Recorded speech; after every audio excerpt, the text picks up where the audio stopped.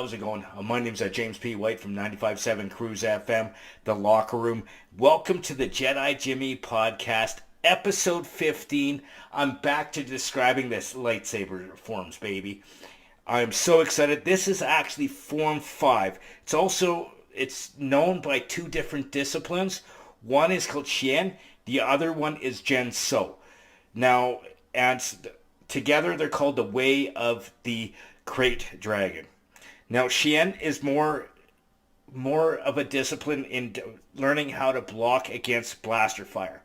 So Shien focuses on returning the blaster bolts either back towards the person firing them at you or towards another target.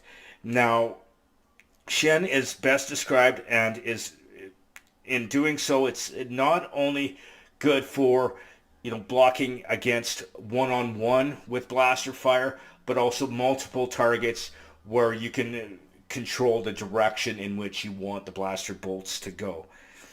Now, another part of Gen So is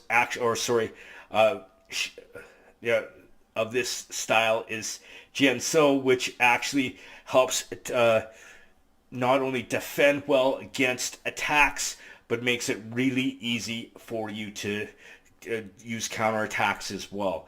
Shien is preparing the Jedi for when they're outnumbered against multiple of opponents, such as throughout the Star Wars movies, there's been the droids as well as stormtroopers, and actually towards the whatchamacallit, during the fall of the Jedi, it was also against the clone troopers. Now, Shien's opening stance is very simple. It's a high guard position where you have your dominant foot behind you. You're holding your lightsaber up and back behind on a backwards angle behind you. It's a very similar stance to which when you're actually trying to strike a baseball. So your dominant hand is behind you so that you can strike forward. Now, but some Jedi actually do it a different way in the reverse pose, where you have your dominant foot behind you as well as your dominant hand behind you, one-handed. You have the lightsaber in a reverse. You're holding the hilt in reverse, so that the blade is going behind you and your hilt is facing downwards with your hand forward. One of the most known Jedi for that is actually Ahsoka Tano. She's really known for that stance there. Now, this grip is actually easy for long sweeping attacks as well as defenses, where you can swing your arm forward and almost like you're throwing a hook punch, and the blade is coming out with you. So that's what it's best known for. Now, the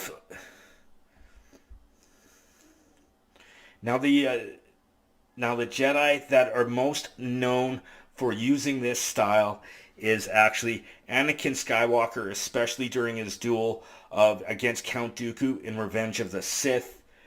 Darth Vader again employed this style again after or during his defeat of Obi-Wan Kenobi on the Death Star in Star Wars New Hope, as well as Vader did also use it on the second Death Star, but Luke was actually able to dominate Darth Vader with the same style by mirroring his Form 5 techniques.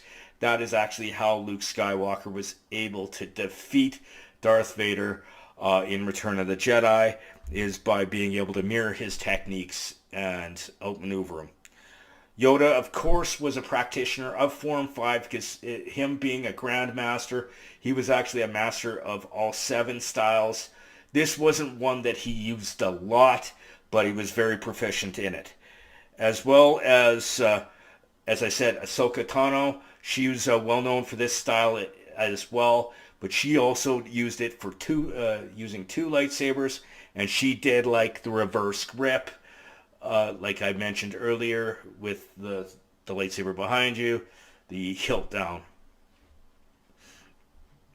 Now, and also Plo Koon was known for this style, and Sindralig, who was the chief lightsaber style trainer in the Jedi Temple. Now, Shien techniques are very simple. They're used to defend by holding the blade upright, and when you're and in some cases when you're swinging and defending against a blaster bolt, it's very similar, as I said, to that of swinging at a baseball. So you just swing forward and out like you're hitting a baseball, and that's what it's known for.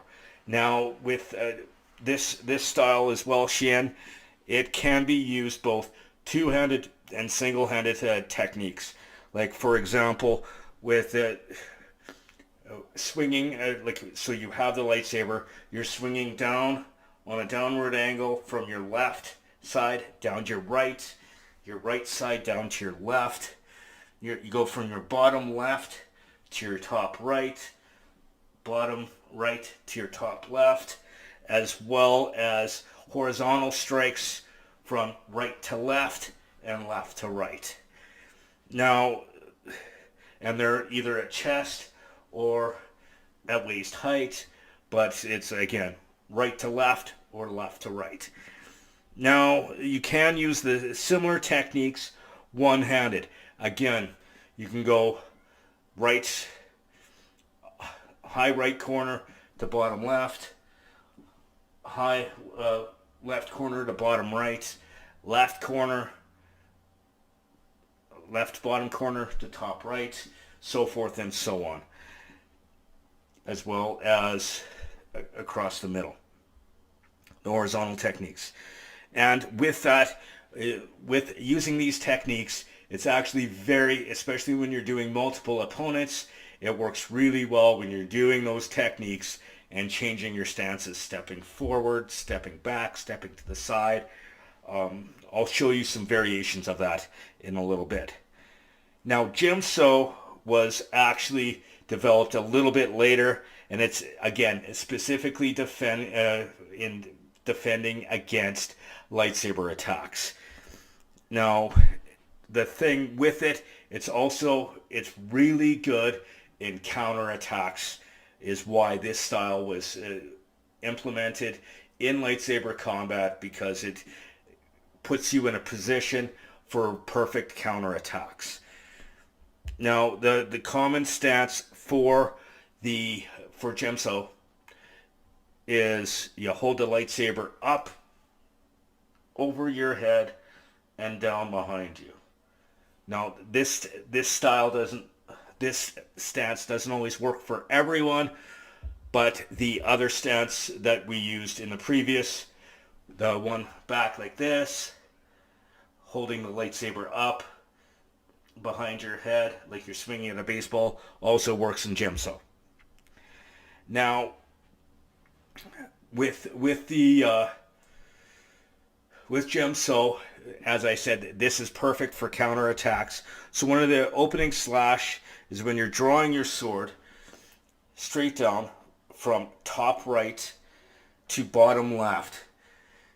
You can swing this, and you're defending against a slash of the lightsaber, but you're swinging this way, aiming for their lightsaber, trying to disarm them, knock it out of their hands. So again, it's an attack, step forward, swing down. Now, another technique is when you are with this, is you can dash forward and swing your lightsaber down into the left. So jump, you dash, jump, slash down. Now, with Jimso, again, you can use the same techniques, top right to bottom left to top right, so forth and so on. in this style, and it's used for as blocks and counters, and you can do variations of that in this style, and it works really well when you're changing your foot stance. Again, I'll show you some variations at the end where you're moving around using the lightsaber. Now, the reason why this style is called a little bit more of aggressive style, because you are actually doing counterattacks, and you are going towards your opponent. Now, a very common technique that Djem practitioners use for this style is actually the blade smash, where you're swinging forward, you're aiming at the blade but on an upward motion, so that it's knocking the blade back, your opponent's blade back at them, and causing their blade to touch and burn them. Now